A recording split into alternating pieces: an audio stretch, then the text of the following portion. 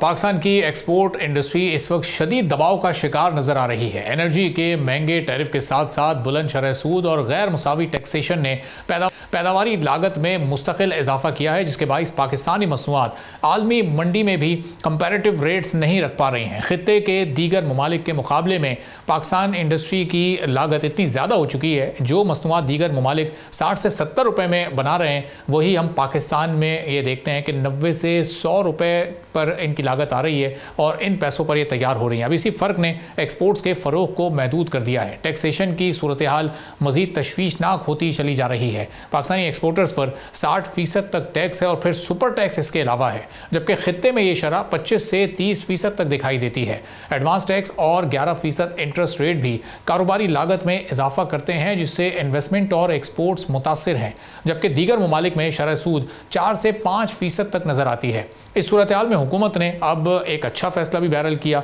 और export development surcharge जो कि 0.25% था, उसको फौरी तौर पर ख़त्म कर दिया। इस फैसले से हुकूमत की नज़र में एक्सपोर्टर्स की कॉस्ट कम होगी और आलमी मार्केट तक उनकी रसाई भी बेहतर हो सकेगी।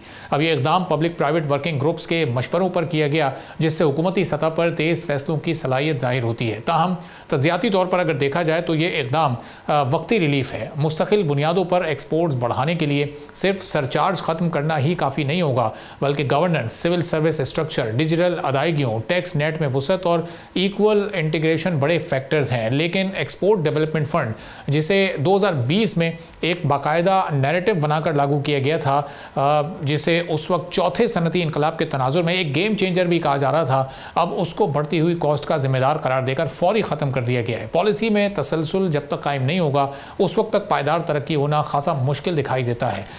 इस वक्त भी जो किया जा रहा है वो बिजली और गैस की महंगाई और सुपर टैक्स के साथ एडवांस टैक्स जैसे बोझ पर कोई बात नहीं की जा रही, जो एक्सपोर्ट्स की बढ़ती हुई कॉस्ट में असल मसाइल हैं। अब ये असल मसाइल किस तरह हो सकेंगे? एक्सपोर्ट्स जो कि इस वक्त एक मेंटल ब्लॉकेज हमें 32 अरब डॉलर के अराउंड नज़र आ रहा है, ये किस तरह बढ़ सकेगा? जो टारगेट सेट किए गए थे साल के आगाज़ में, वो कैसे हासिल हो सकेंगे?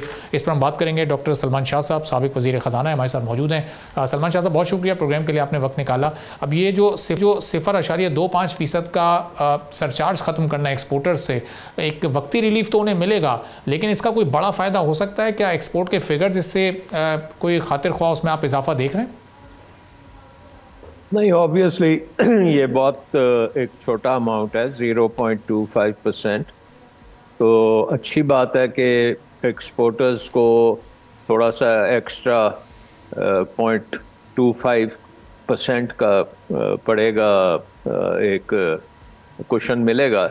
लेकिन आई थिंक हमारे प्रॉब्लम्स जो हैं एक्सपोर्ट्स में वो बहुत गहरे हैं और वो उसका ताल्लुक हमारी ओवरऑल इकोनॉमिक सिस्टम से भी है और हमारी जो ब्यूरोक्रेटिक निज़ाम है उसके साथ भी है, और ऑब्वियसली पाकिस्तान की ओवरऑल ग्लोबल कम्पिटिटिवनेस, पाकिस्तान की प्रोडक्टिविटी, इन चीज़ों के साथ भी है। और खुद आम आदमी को समझने के लिए प्रोडक्टिविटी का मतलब ये है कि आप लेबर से कितना आउटपुट ले सकते हैं, कैपिटल से कितना आउटपुट ले सकते हैं। तो पाकिस्तान में प्रोडक्टिविटी जो है वो खासी दुनिया में रैंक किया जाए तो बॉटम में हो, और उसकी वजह हमारा निज़ाम है। और निज़ाम में एक्सपोर्ट की तरफ हमारा कोई इंसेंटिव नहीं है। हमारे तमाम इंसेंटिव्स जो हैं वो इनवर्ड लुकिंग पाकिस्तान की डोमेस्टिक मार्केट के साथ। पहली बात तो हम प्रोटेक्शन देते हैं। अब खित्ते में जो साउथ एशिया है, भारत है, बांग्लादेश है, इन सारे ममालिक के मुकाबले में पाकिस्तान के टैरिफ सबसे ऊंचे हैं, और जब तक ये सिंगल डिजिट में नहीं हम लेके आएंगे टैरिफ्स को, तो हमारे इंसेंटिव्स प्रोटेक्शन रिलेटेड रहेंगे और वो डोमेस्टिक मार्केट के लिए रहेंगे, एक्सपोर्ट्स के लिए नहीं होंगे। सो एक तो वो बहुत बड़ा चेंज है जो हमें करने की ज़रूरत है, जिसकी अभी तक कोई हमने शुरू नहीं किया।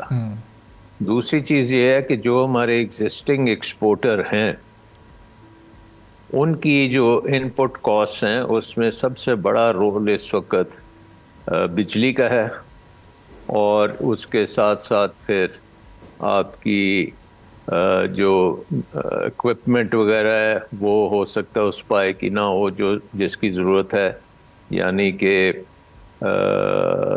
जो वेरिएबल कॉस्ट हैं उसमें तो आ जाएगी आपकी एनर्जी कॉस्ट, एंड आपकी जो लेबर कॉस्ट है वो तो खासी कम है, लेकिन लेबर की प्रोडक्टिविटी भी उसी तरह कम है। इंटरेस्ट रेट्स अभी भी हाई हैं, लेकिन आपकी डॉलर रुपी का जो कन्वर्जन रेट है उससे आपको कुछ फ़ायदा मिलता है।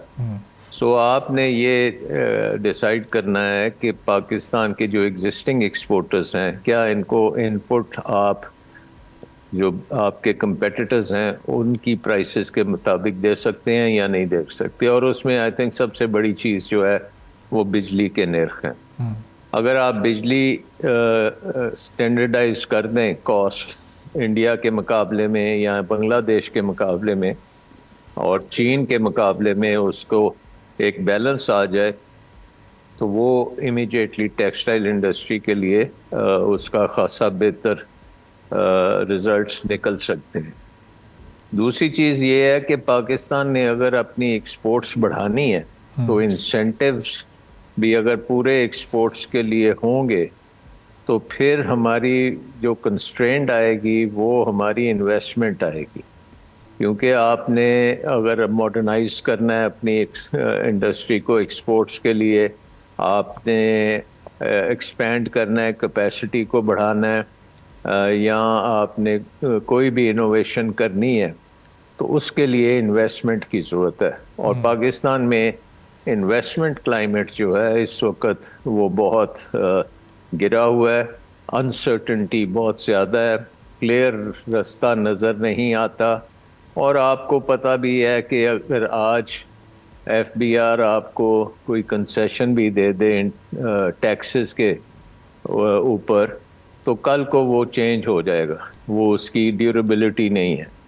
सो आई थिंक के चैलेंजेस बहुत ज़्यादा हैं और इनको अगर हिम्मत हो तो बड़ी जल्दी किया जा सकता है, लेकिन अगर आपके पास क्लैरिटी नहीं है और पॉलिटिकल आपके पास पावर नहीं है, आपके पास पॉपुलैरिटी नहीं है, तो फिर ये काम करना बड़ा मुश्किल हो जाता है।